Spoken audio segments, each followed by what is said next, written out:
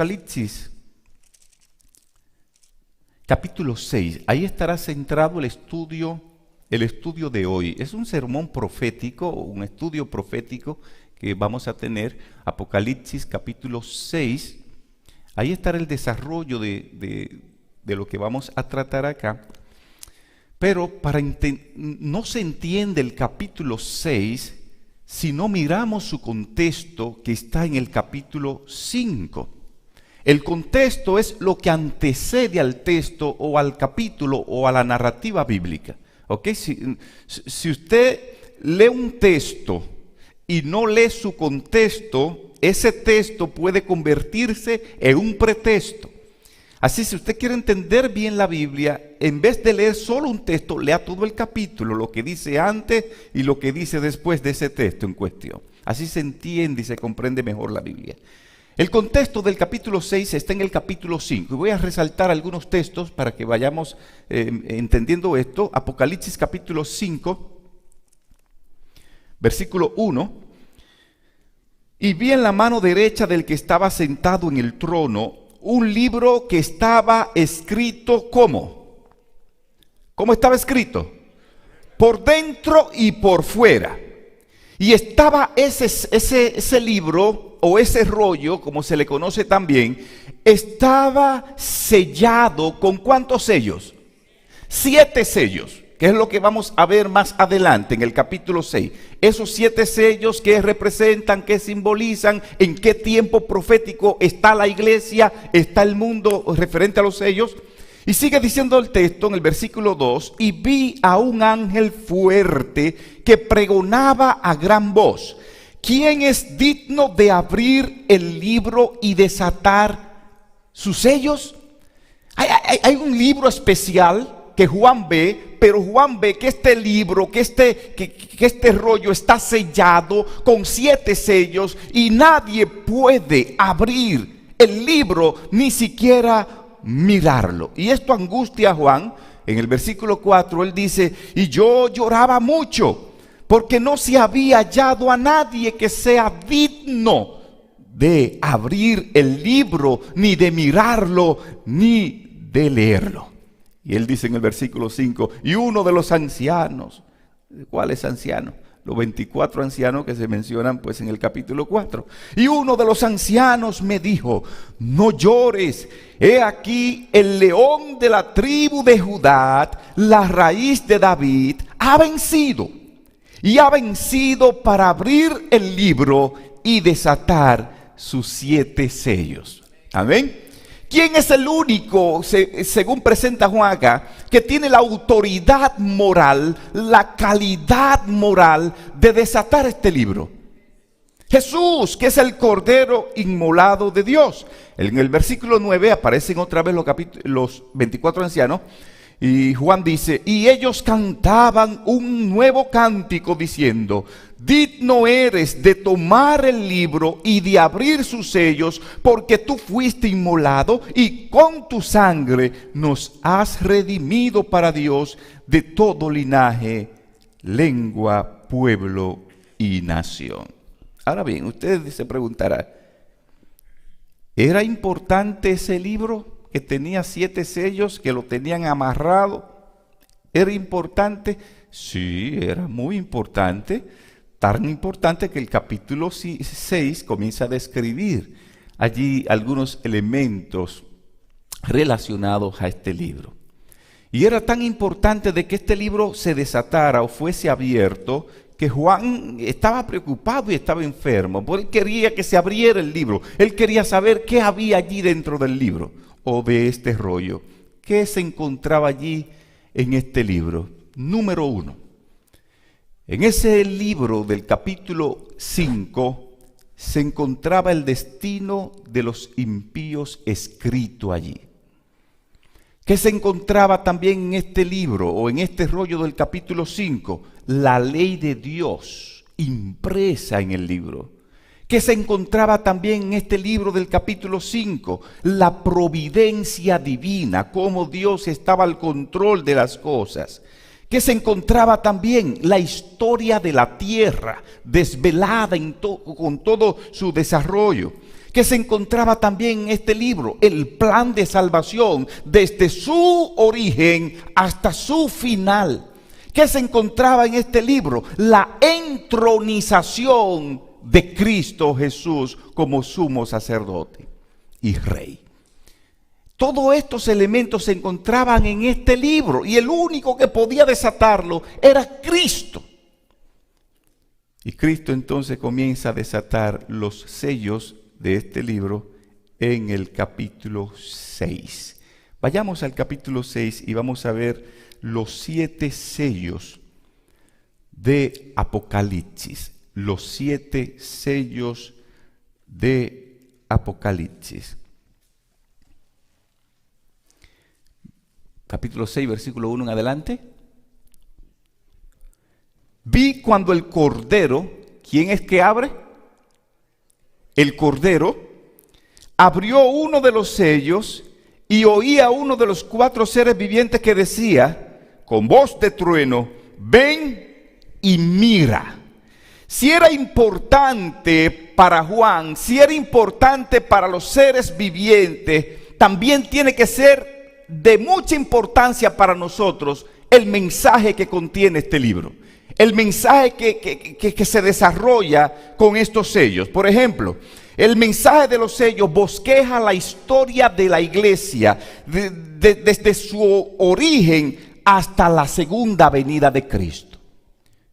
Si usted quiere saber por qué hay tantas iglesias y dónde surgen y qué fue lo que pasó con las iglesias o con la iglesia pues que Jesús fundó, aquí está el origen, en los sellos. Por ejemplo, mire el versículo 2. Miré y he aquí un caballo, ¿de qué color? Blanco. Un caballo blanco. Y el que lo montaba tenía un arco y le fue dada una corona y salió venciendo y para vencer. Cuando en el libro profético de Apocalipsis se menciona un caballo, el caballo simboliza militancia, ¿ok? Simboliza resistencia, simboliza rapidez, belleza, nobleza y está representando a la iglesia. Estos 7 sellos representan 7 períodos que iba a vivir la iglesia. Y aquí encontramos el primer periodo de la iglesia que ocurre desde el año 31 al año 100 después de Cristo. Encontramos esta iglesia representada por un caballo de color ¿cómo? Blanco. ¿Qué simboliza el color blanco? Pureza. Color blanco, pureza. Lo que aquí está diciendo el texto bíblico es que la iglesia primitiva, aquella iglesia establecida por Cristo con su muerte en el año 31 fue que Cristo murió en la cruz del Calvario. Una vez Cristo muere, los apóstoles continúan el desarrollo de la iglesia y la iglesia comienza a crecer, llena del Espíritu Santo, porque era una iglesia ¿cómo? Pura. Y esta iglesia, su pureza radicaba en que el jinete que montaba ese caballo, el jinete que dirigía la iglesia, era Cristo Jesús. Cuando Cristo Jesús dirige una iglesia, esa iglesia es victoriosa. Amén. Cuando Cristo Jesús dirige la vida de alguien, esa vida de esa persona es victoriosa. Cristo Jesús vino a vencer. Cristo Jesús murió en la cruz del Calvario y es el que tiene la autoridad para llevar a esta iglesia con seguridad al puerto eterno que es el reino de los cielos. Y esta iglesia pura, esta iglesia llena del Espíritu Santo, no descuidó su misión. ¿Y cuál era la misión? Predicar el evangelio en el mundo existente. Por eso usted nota que los discípulos, no importa si lo mataban, comenzaban a predicar. De hecho, la mayoría murieron decapitados, lo mataban, desterrados por allá, por predicar de Cristo. Pero estos hombres no se detenían porque la iglesia estaba llena del Espíritu Santo. No existían muchas iglesias, no existían muchas religiones, existía la iglesia pura. Aquí existía la iglesia pura. Aquí no existía la iglesia católica, la iglesia bautista, la iglesia evangélica. No. Hasta este tiempo, del año 31 al año 100, existía la iglesia como pura. Donde se hacía lo que Cristo decía, no lo que decía el hombre. La iglesia pura que dejaba que Dios dirigiera sus propósitos. La iglesia pura que predicaba la doctrina bíblica con autoridad y sin miedo. Esa iglesia pura, 31 al año 100 después de Cristo. Iglesia pura. Los hermanos se llevaban bien.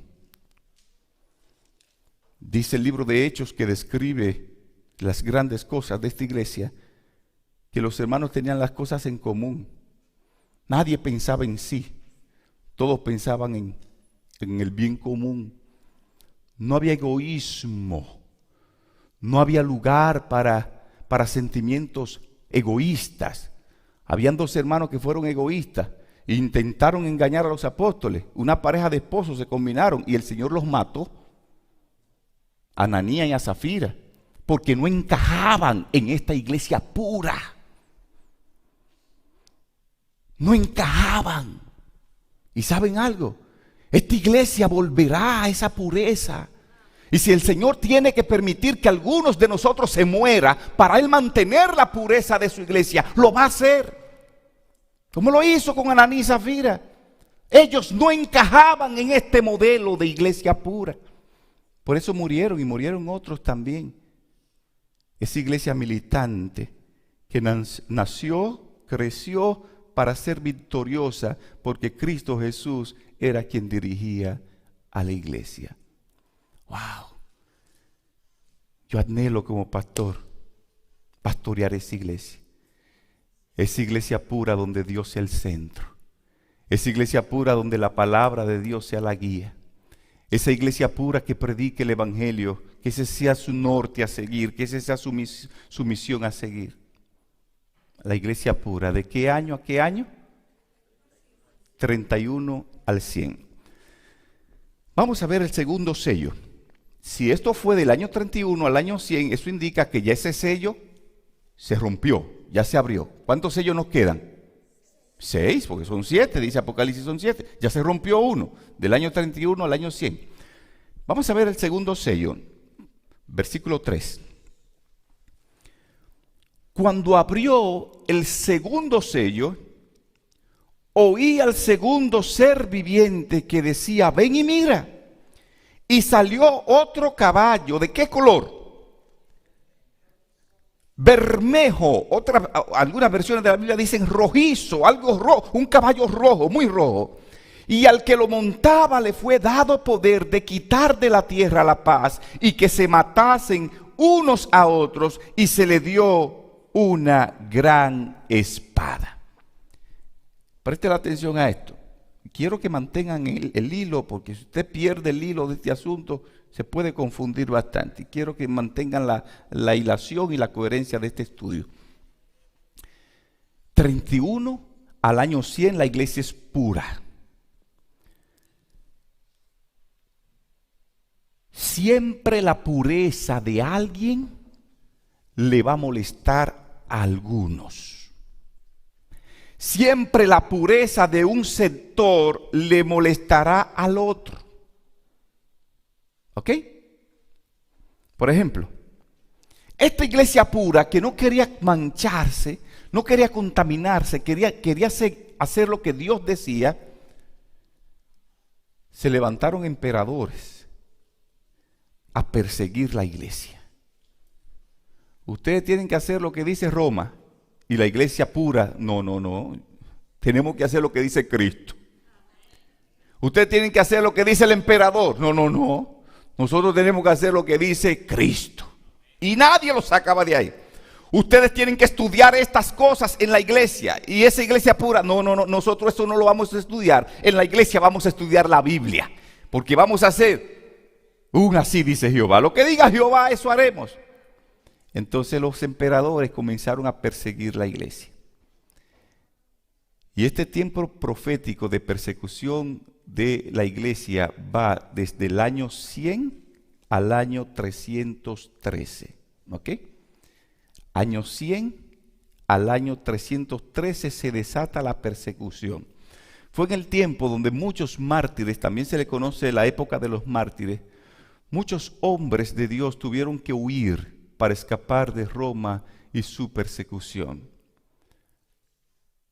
Fue el tiempo donde emperadores usados por el mismo diablo persiguieron a la iglesia de una manera sangrienta. Emperadores como Trajano, como Diocleciano, como Nerón. Nerón, en una de sus loqueras en el año 64 le prendió fuego a la ciudad de Roma y le echó la culpa a los cristianos y le dijo a los habitantes de Roma: donde quiera que ustedes vean a un cristiano, mátenlo, porque son los culpables del incendio de esta ciudad. Y los cristianos tuvieron que salir huyendo de Roma y cavar cuevas debajo de la tierra y habitar allí en cuevas que se conocen como las catacumbas, que todavía existen. Y ahí muchos cristianos nacieron, muchos murieron ahí debajo de la tierra. Por su fe en Cristo, por mantener la pureza, preferían morir. Algunos cristianos los llevaban a los coliseos y eran devorados por fieras por mantener la pureza. Amada iglesia, mantenerse puro cuando los demás quieren contaminarse, eso trae un precio. Y a veces ese precio va a incluir el desprecio de los demás, la crítica de los demás, y a veces hasta tu propia vida estará en peligro. Pero si es por amor a Cristo, no tenga ningún temor, porque está reservada para ti la corona de vida eterna. Oh, cuántos murieron allí arrodillados frente al león cuando el león venía a comérselo. Esos romanos eran terribles. Metían esas fieras hambrientas, no le daban de comer por día a los leones. Para cuando sacaban a los cristianos allí, esos leones lo devoraban con la mirada. Y estaban dispuestos estos a morir, madres con sus hijos, familias, a ser devorados por los leones, por mantener la pureza. Mantener la pureza. Hubo un emperador diabólico romano llamado Marcos Aurelio, que él se gozaba en amarrar a los cristianos a las patas de los caballos y descuartizaba a los cristianos. Él tomaba 2 caballos y agarraba entonces una pierna de un cristiano, un caballo, y la otra pierna el otro caballo, y espantaba a los caballos en direcciones diferentes, y así eran descuartizados allí muchos cristianos por mantener su fidelidad en Cristo. ¿En qué año ocurre esto? El año 100 al año 313. Anote esa cosa, usted debe saber eso. O póngalo bien en su Biblia, como yo, todos esos rayaditos ahí del lado del texto. Póngale eso para si usted necesita compartirlo después con alguien. La iglesia pura es perseguida por su pureza, pero sigue siendo la iglesia de Cristo. Todavía hay una sola iglesia aquí. Sigue siendo esa iglesia que Cristo fundó, que los discípulos siguieron desarrollándola. Ahora bien, mire esto. Hay un historiador judío llamado Flavio Josefo, que Flavio Josefo dice en uno de sus libros que ese plan de persecución que tenían los emperadores no les funcionó. Flavio Josefo dice que la sangre de los cristianos era como semilla, que mientras más cristianos mataban, más cristianos se convertían. La iglesia, en vez de menguar, la iglesia crecía y crecía. Así que los emperadores tuvieron que cambiar de estrategia, y vamos a ver qué pasa a continuación con el tercer sello. Versículo 5. Cuando abrió el tercer sello, oí al tercer ser viviente que decía: ven y mira. Y miré, y he aquí un caballo. ¿De qué color? Negro. Y el que lo montaba tenía una balanza, Y oí una voz de en medio de los 4 seres vivientes que decía: 2 libras de trigo por un denario, 6 libras de cebada por un denario, pero no dañes el aceite ni el vino. Mire este cambio brusco. La iglesia primero era pura, color blanco. Después color rojo, es perseguida. Ahora es color negro. ¿Qué simboliza el color negro? Lo opuesto a lo blanco. Este fue un periodo oscuro para la iglesia. Y va desde el año 313 al año 538 después de Cristo. Ya se va acercando más a nuestros tiempos. El año 313 al año 538.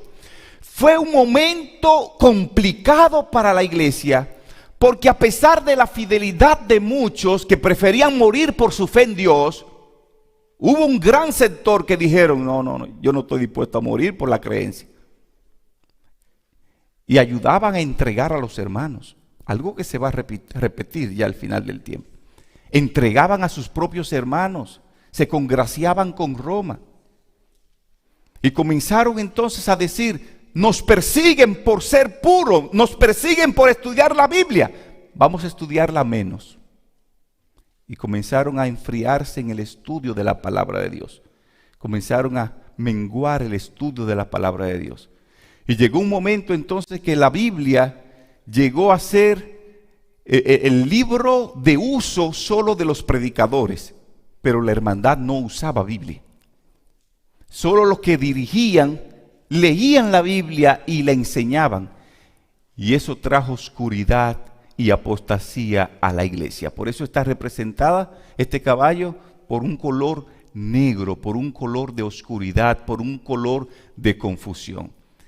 Recuerden que en el año 538, este periodo es del 313 al 538, recuerden que en el año 538 se convierte un emperador llamado ¿cómo? Constantino. Constantino el Grande. ¿Qué hace Constantino? Preste la atención a esto, que desde Constantino para allá es que comienzan las raíces y el surgimiento de muchas iglesias. Constantino, cuando ve el pasado, se da cuenta que la persecución, lo que en vez de afectar a la iglesia, hizo que la iglesia creciera, aunque habían personas con miedo. Constantino toma la decisión de bautizarse y entrar a la iglesia. ¿Ustedes recuerdan esta frase célebre de alguien que escribió: si tú no puedes vencer a tu enemigo? Por ahí viene el asunto. Constantino se mete a la iglesia, se bautiza en la iglesia que era pura. Y con Constantino comienza a desarrollarse la época oscura de la iglesia, porque cuando Constantino entra a la iglesia, como era una personalidad política, le daba cierto poder y privilegio a la iglesia, comenzó a introducir cosas en la iglesia. Constantino dijo: yo puedo construirles templos, pero quiero que en los templos que yo construya ustedes me pongan una imagen por aquí, una imagen por acá, una imagen por acá, ustedes me pongan esto aquí. Y ahí comienza el surgimiento de las imágenes.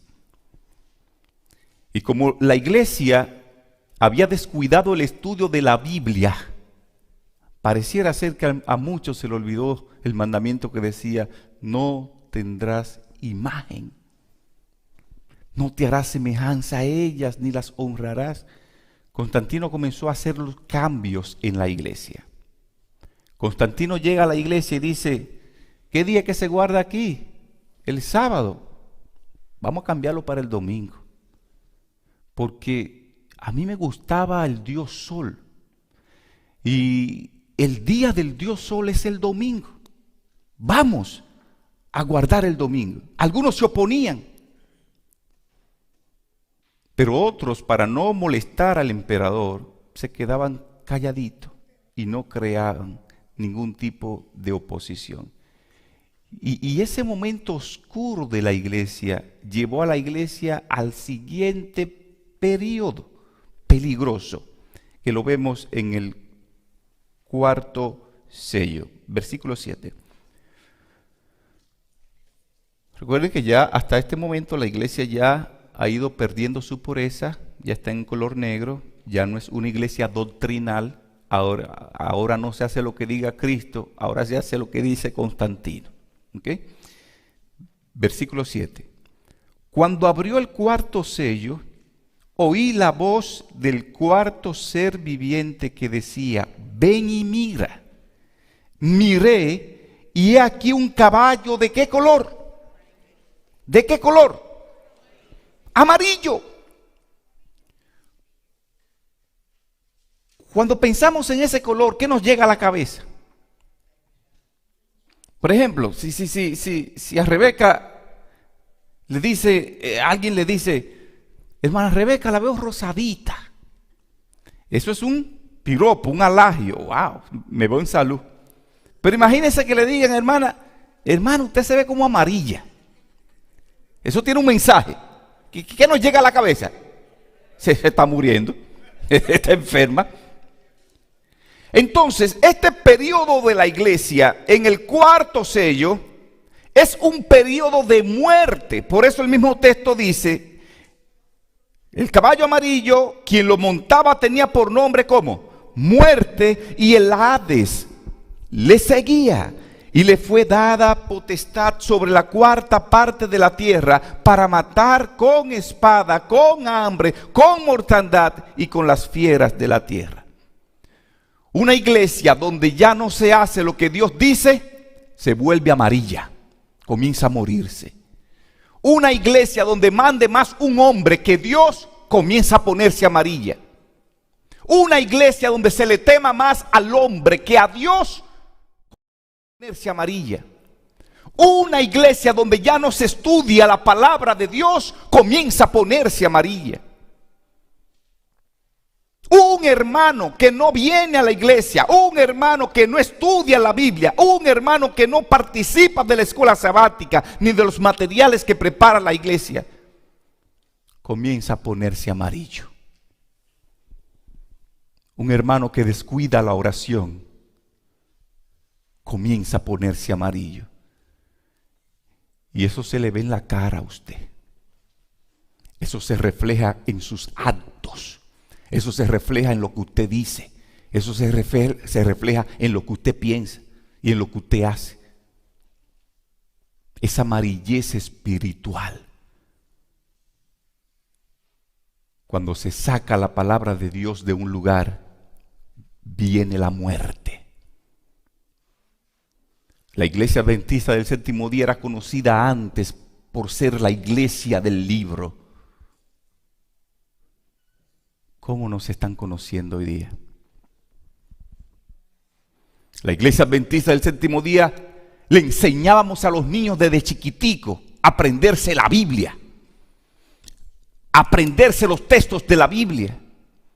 Los padres, esos textos para memorizar del folleto, se lo inculcaban a sus hijos. Todos los días se los repetían. Las madres, a pesar de estar cansadas, hacían un esfuerzo. Y antes de dormir al niño, le leían un texto bíblico para que él se lo aprendiera.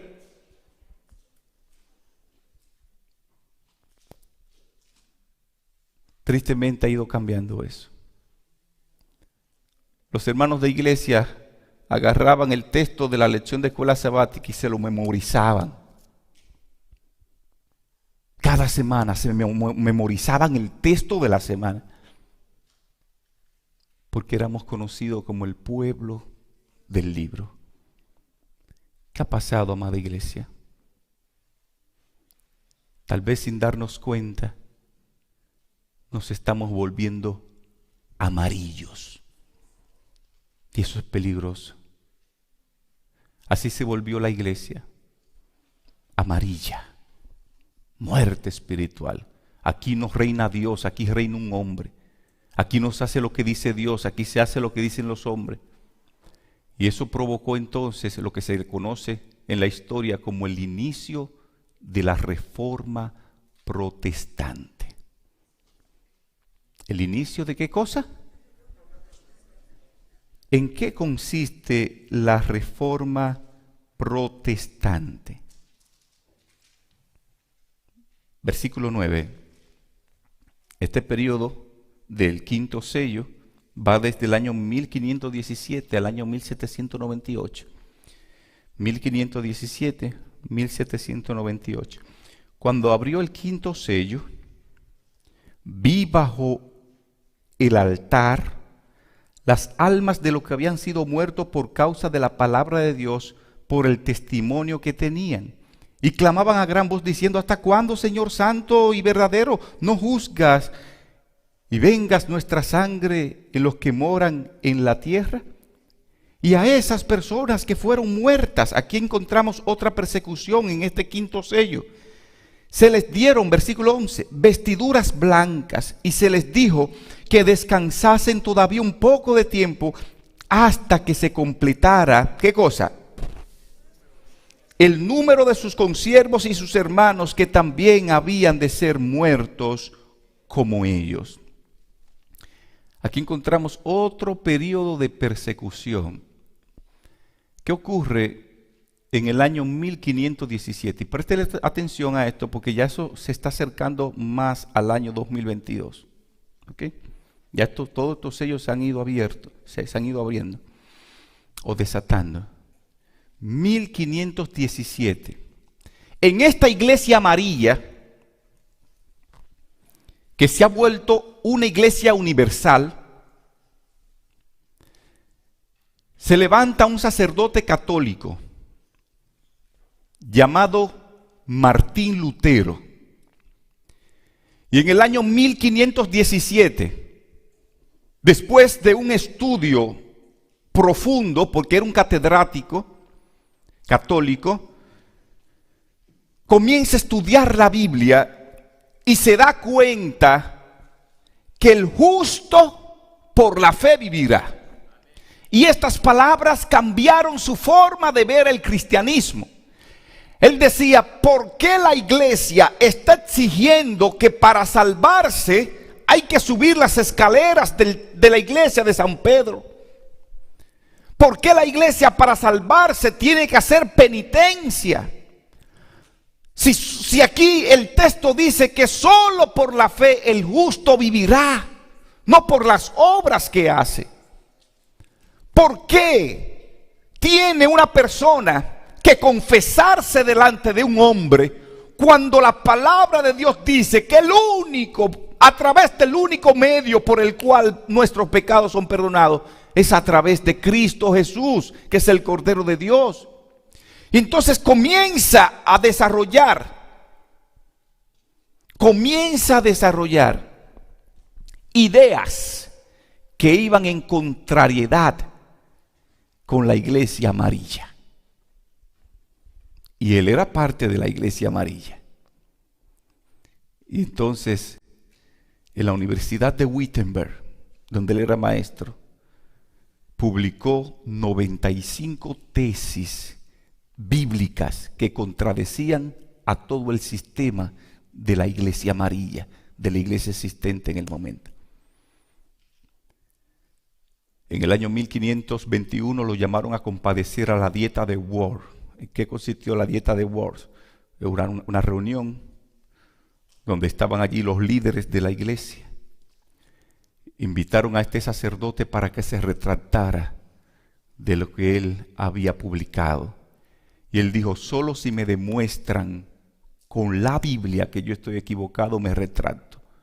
Y como no pudieron demostrarle, lo metieron preso hasta que murió allí en la cárcel,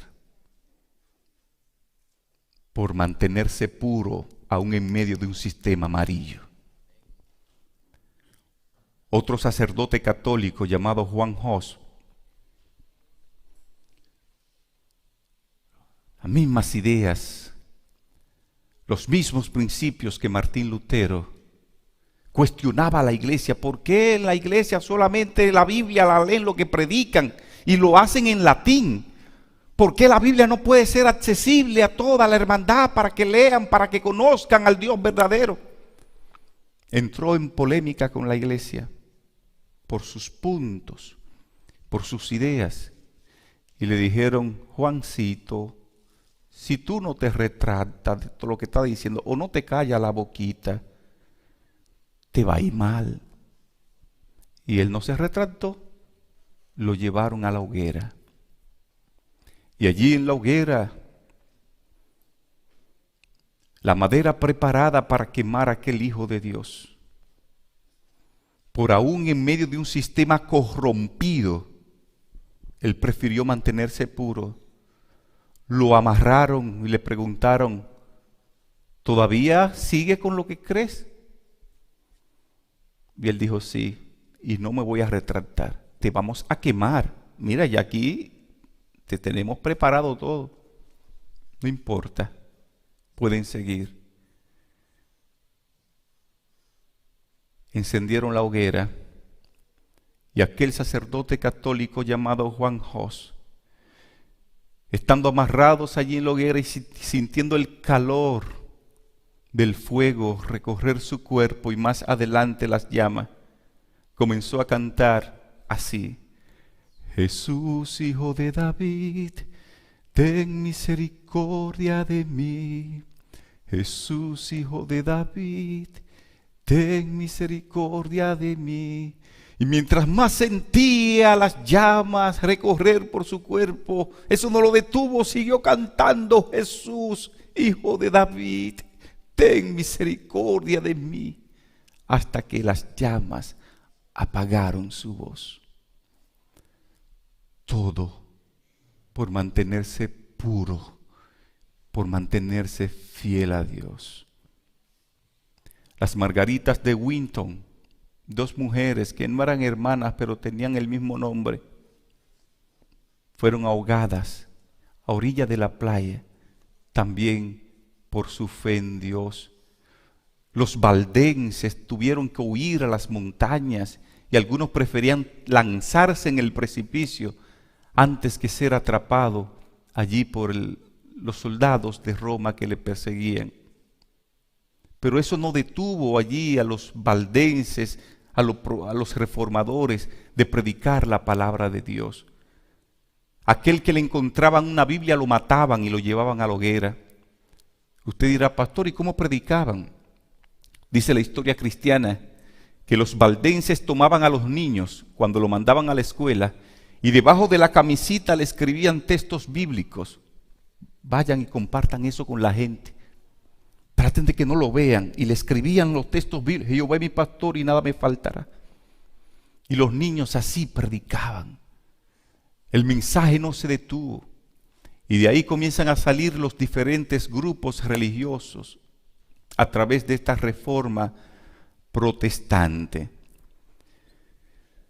A pesar de esta persecución y de que muchos murieron, dice el versículo 11 de Apocalipsis 6 en este sello, que a ellos se les dio vestiduras blancas por su fidelidad a Dios. Versículo 12. ¿Cuántos sellos hemos abierto? 5 sellos. Vamos a ver este sexto sello. Ya estamos llegando al sello número 7. Versículo 12. Miré cuando abrió el sexto sello, y he aquí hubo ¿qué cosa? Un gran terremoto, y el sol se puso negro como tela de silicio, y la luna se volvió toda como sangre, y las estrellas del cielo cayeron sobre la tierra, como la higuera deja caer sus higos cuando es sacudida por un fuerte viento. Esto ocurre con la apertura ¿de qué sello? Del sexto sello. Ahora bien, preste la atención a esto. La apertura del sexto sello tiene dos connotaciones importantes. Una es futura para nuestros tiempos y otra es pasada. Ya pasó. Recuerden que el sexto sello va desde el año 1798 hasta nuestros días. Usted dirá, ¿cómo, pastor, que esto pasó? Claro. Este terremoto que dice el versículo 12, he aquí hubo un gran terremoto, ocurre el 1 de noviembre del año 1755 en Lisboa, capital de Portugal.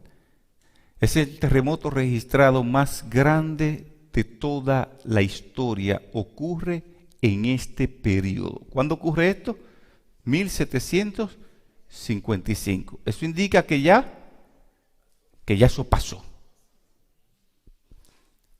Préstele mucha atención a esto, porque de 7 sellos ya 6 han tenido ya su desenlace. El sol se puso negro como tela de silicio y la luna se volvió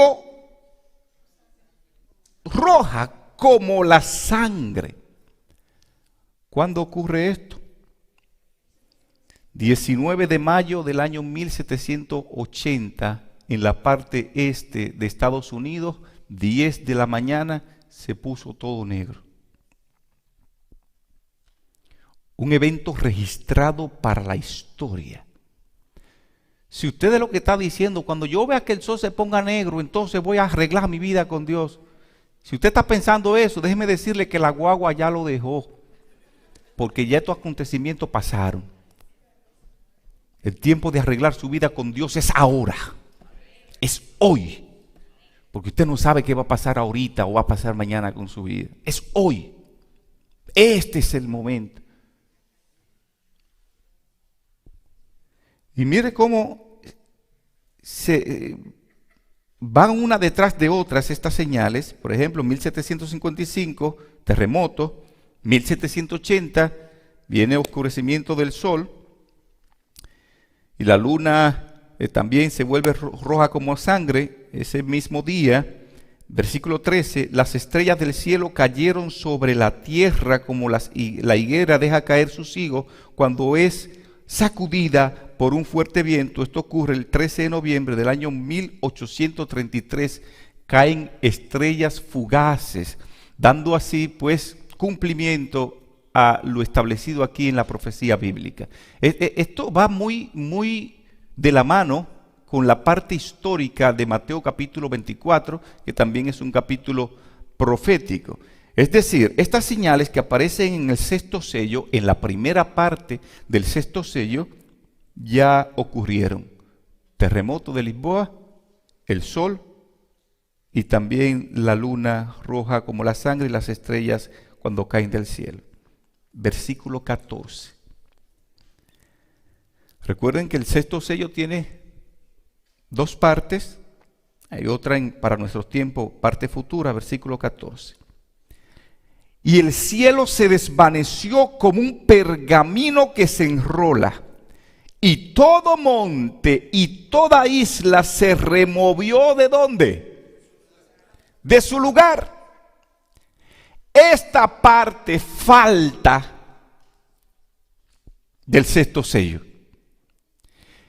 Y va a ocurrir un evento histórico, un evento universal, un evento grande que va a hacer que el cielo se desvanezca como un pergamino que se enrola y todo monte y toda isla se va a remover de su lugar.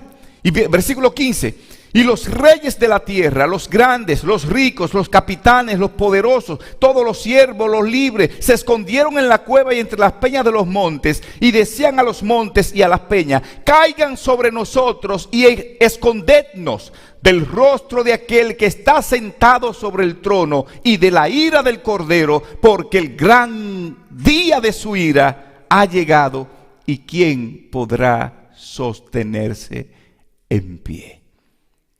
Estos acontecimientos ocurren ¿con qué sello? Con el sexto sello. Estamos esperando que esto ocurra y pueda ocurrir en cualquier momento. ¿Cuántos sellos vimos en el capítulo 6? Pero falta uno y ya se acabó el capítulo.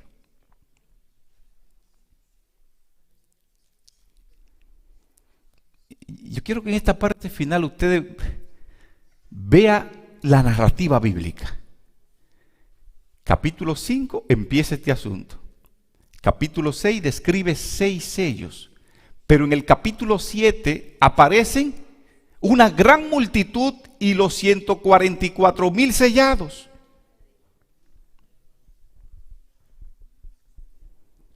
Versículo 9 del capítulo 7.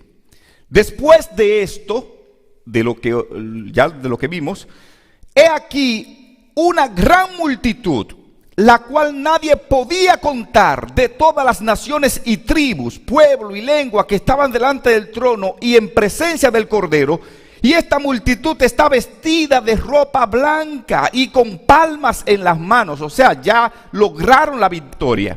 Y clamaban a gran voz diciendo: la salvación pertenece ¿a quién?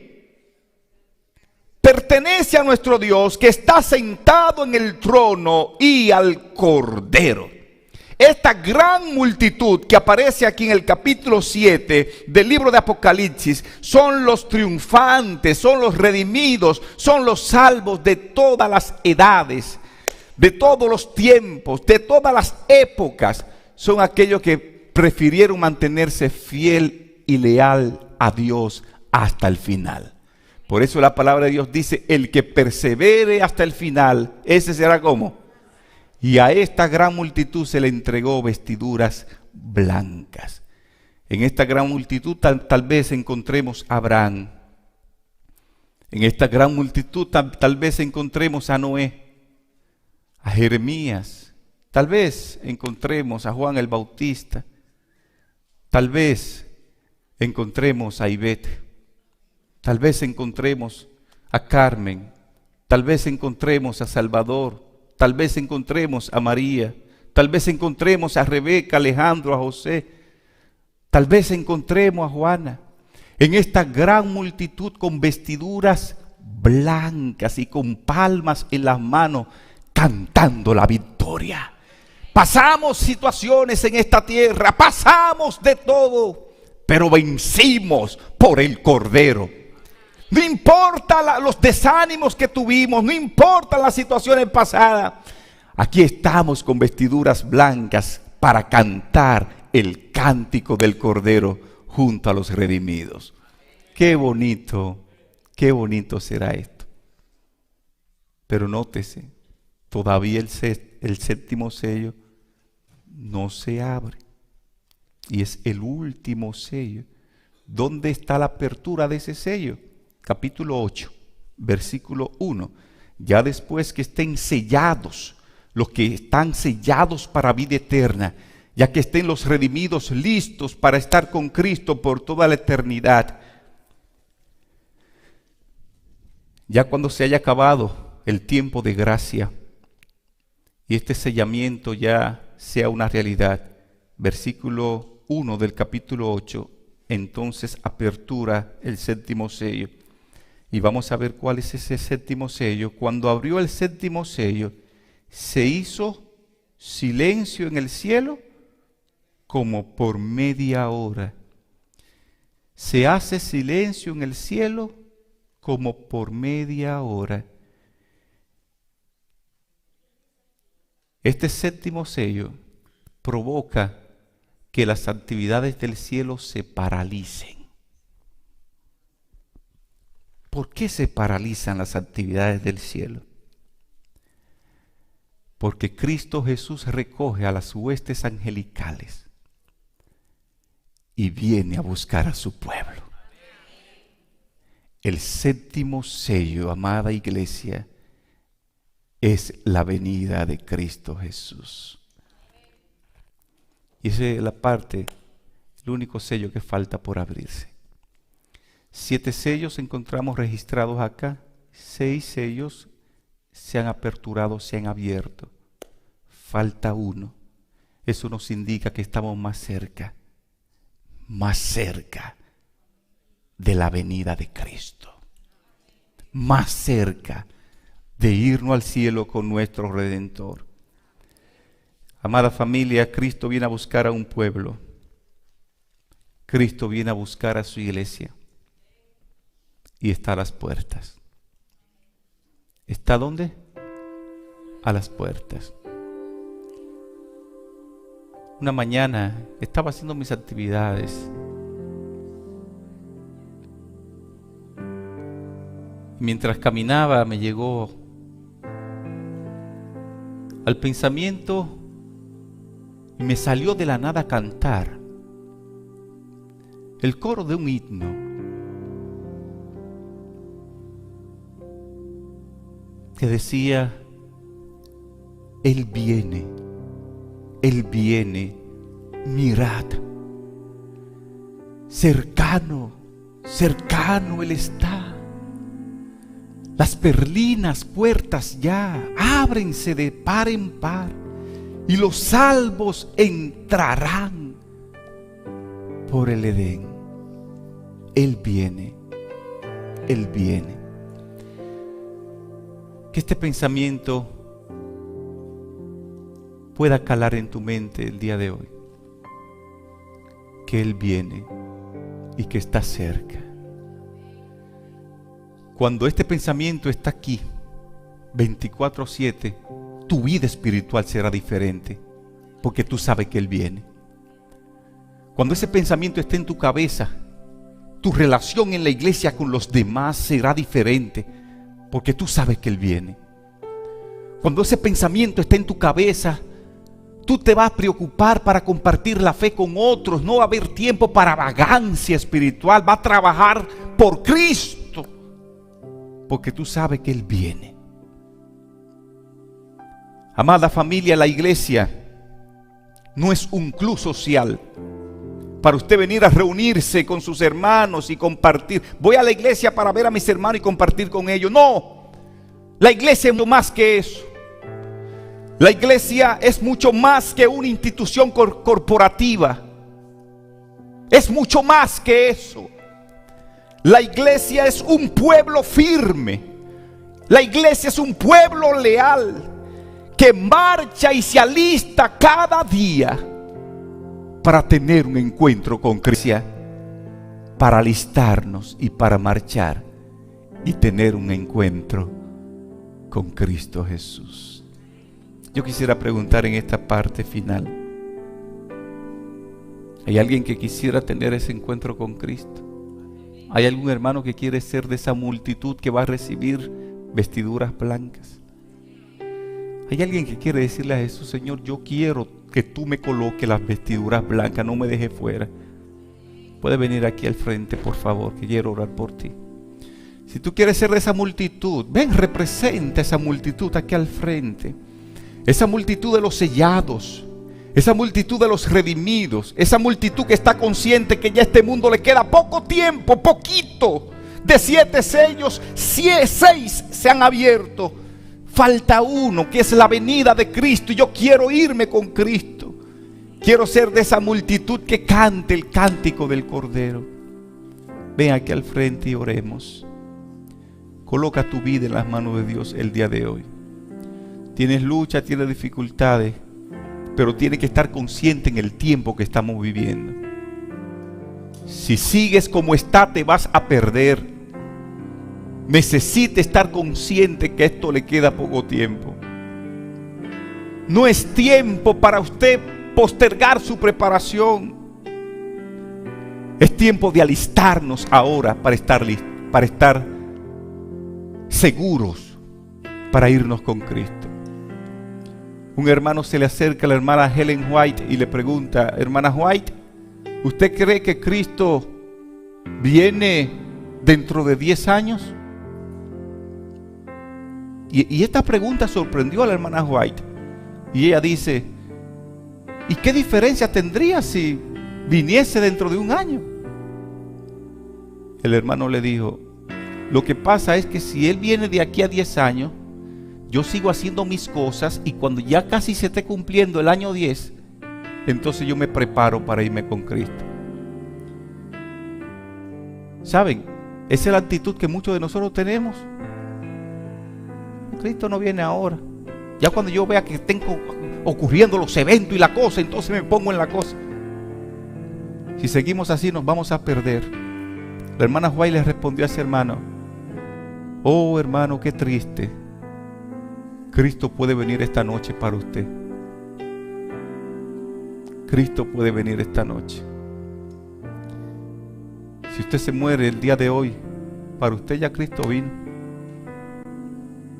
Si algo te pasa mañana y pierdes la vida, para ti Cristo vino ya mañana. Porque cuando vuelva a abrir los ojos, te va a encontrar con Cristo. Y ay de mí, si muero sin estar listo. Hoy es el día para alistarnos, amada familia. Dios y Padre, gracias te damos por tu iglesia. Hemos dedicado tiempo para estudiar tu palabra. Hemos gustado de tu palabra en esta mañana.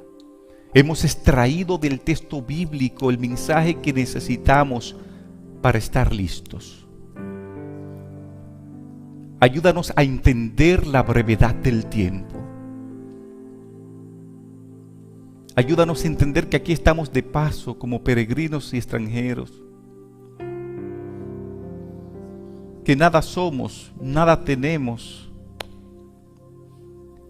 Tal vez estamos aferrados en nuestro corazón aquí, aferrados a lo que tenemos aquí en la tierra y en los placeres de aquí del mundo, cuando eso realmente no importa. Lo que debería importarnos en este tiempo es nuestra preparación para encontrarnos con Cristo. Que ese pensamiento cale en nuestra mente y en nuestro corazón. Que podamos seguir trabajando, podamos seguir en nuestros quehaceres, realizando nuestras actividades, pero con la mente puesta en el cielo, deseando que tú vengas muy pronto. Mira estos amigos que nos visitan, que están aquí hoy, que ellos entiendan esta brevedad del tiempo y entreguen su vida a Cristo, que puedan bautizarse para que si Cristo viene hoy o la muerte les sorprenda mañana, ellos estén listos para su llegada. Séllanos, oh Señor, para vida eterna, y que nada ni nadie nos separe de tu amor, en el nombre de Jesús. Amén. Amén. Que Dios le bendiga, amada familia. Que Dios le guarde.